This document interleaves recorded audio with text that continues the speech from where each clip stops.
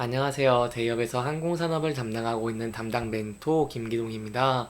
자, 오늘은 TA항공 저와 함께 자세하게 살펴보도록 할 텐데요.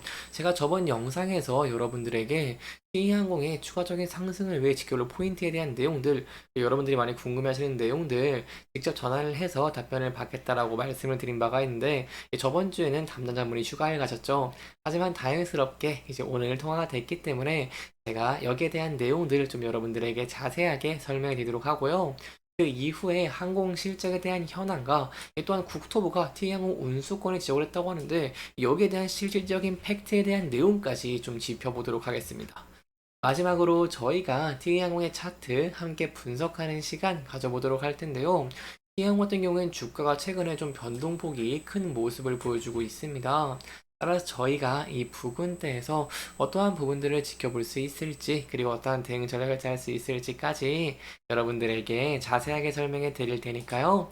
영상 시청해 주시기 전에 구독과 좋아요 한 번씩만 눌러 주시기를 부탁드리도록 하겠습니다. 일단 이 소노 인터내셔널에 대한 최대 주주 관련 내용은 제가 좀 답변을 못 받았습니다. 여기에 대해서는 좀 비밀스러운 말들이 있기 때문에 또 직접적으로 답변을 받지 못했다라고 설명을 드릴 수 있겠고요.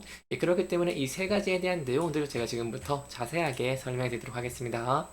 일단 2분기 실적 부진에 대한 우려가 공존한다라고 여러분들에게 설명을 드린 바가 있죠.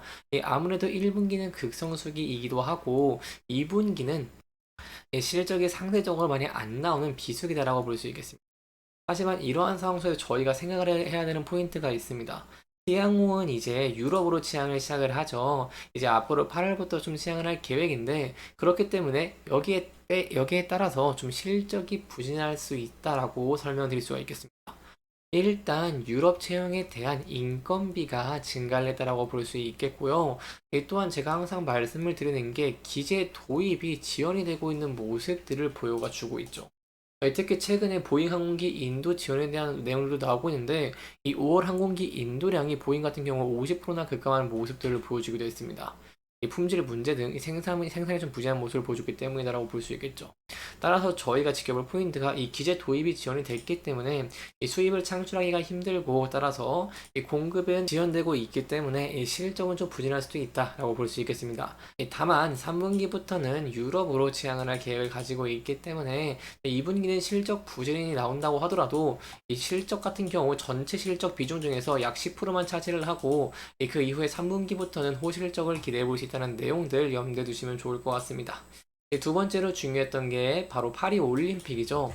파리 올림픽 같은 경우 7월 26일부터 8월 11일까지 진행이 되는데 이 시점에서 파리 취항을 성공할 수 있을지에 대한 질문도 했는데 여기에 대해서는 제가 앞서 여러분들에게 말씀을 드린 바와 같이 프랑스 항공 당국에서 팅양원에 제재를 가했기 때문에 해결이 되는 시간이 좀 걸렸습니다.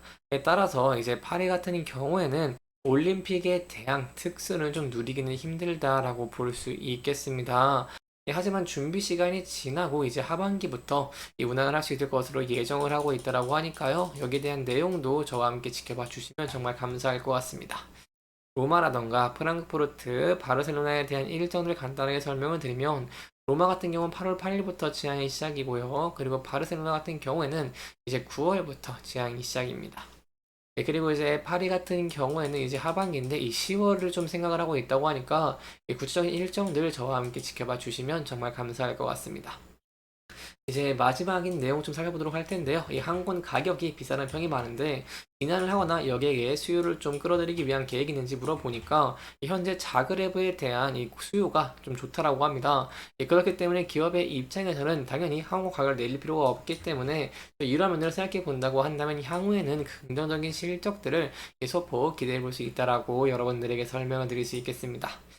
저희가 이제 IR 통화에 대한 내용들 함께 좀 짚어보면서 진행을 했고요. 이제 제가 지금부터 또 6월 항공 실적을 좀 설명을 드리면서 향후 또 어떠한 전망들 기대해 볼 수 있을지 좀 설명을 드리도록 하겠습니다. 여기 보이시는 게 여객 증감률입니다. 제가 직접 가져왔는데 이게 6월이고요. 이 전년 동기 대비로 좀 비교를 한 것입니다. 한눈으로 봐도 큰 폭으로 증가한 모습들을 확인할 수가 있는데요. 세부적으로 보면은 6월에 국제선 여객이 전년 동월 대비 29%나 증가한 모습을 보였고 여기에 더해서 겨울 성수기와 2%밖에 차이가 나지 않는다는 것입니다. 또한 운항편당 이 여객 수 같은 경우에도 이 190명으로 이 한 명이 감소하는 데 그쳤다라고 볼 수 있겠습니다.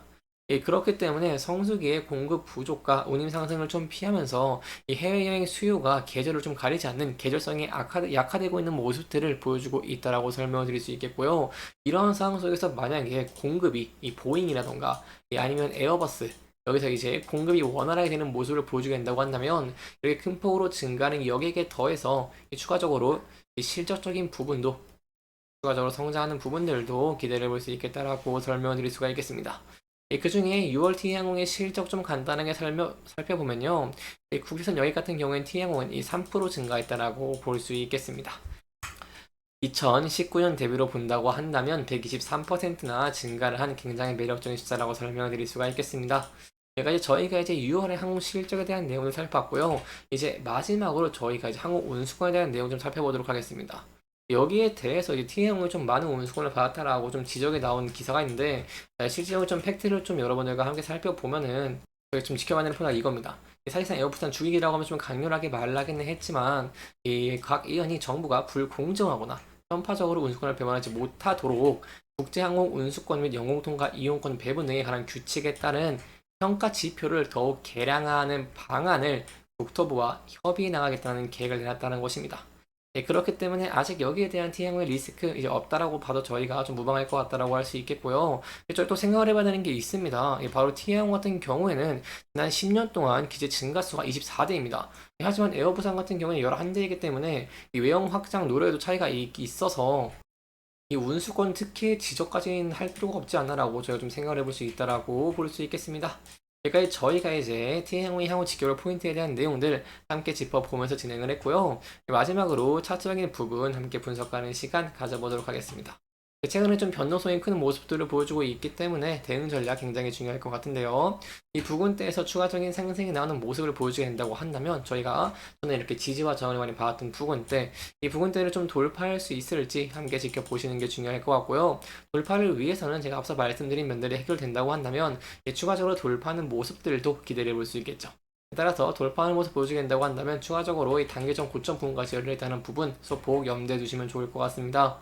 하지만 저희가 항상 리스크적인 측면 대비하는 것이 중요하기 때문에 이 부근대에서 주가가 하락을 하게 된다고 한다면 전에 이렇게 지지와 저항을 많이 봤던 부근대, 이 부근대에서 지지를 받을 수 있을지 함께 지켜보시면 좋을 것 같습니다.